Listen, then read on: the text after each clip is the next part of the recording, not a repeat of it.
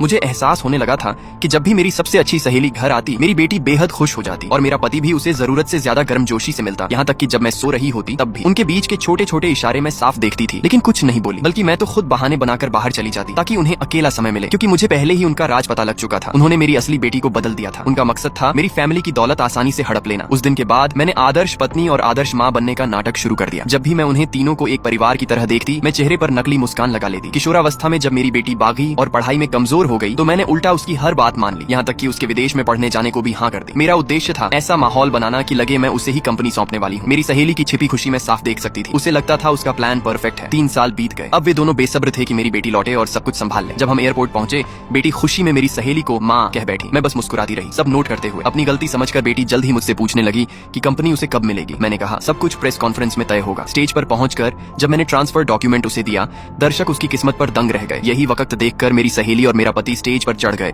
और सबके सामने बम गिरा दिया कि मेरी बेटी असल में उनकी नाजायज औलाद है। पूरा हॉल स्टंट रह गया। पति ने अपना दोगला चेहरा दिखाया, तलाक के कागज मुझे पकड़ा दिए और कहा कि मैं ही उनकी फैमिली तोड़ने की कोशिश कर रही थी, जबकि वह हमेशा मेरी सहेली से प्यार करता था। मैंने शांत होकर बेटी से पूछा, तुम्हारा फैसला? उसने भी बिना झिझक कहा, मैं अपनी असली माँ के साथ जाना चाहती हूँ। तीनों जीत की खुशी में डूब गए और तभी मैंने वह तगड़ा तोहफा निकाला जिसे मैं बहुत समय से तैयार करके बैठी।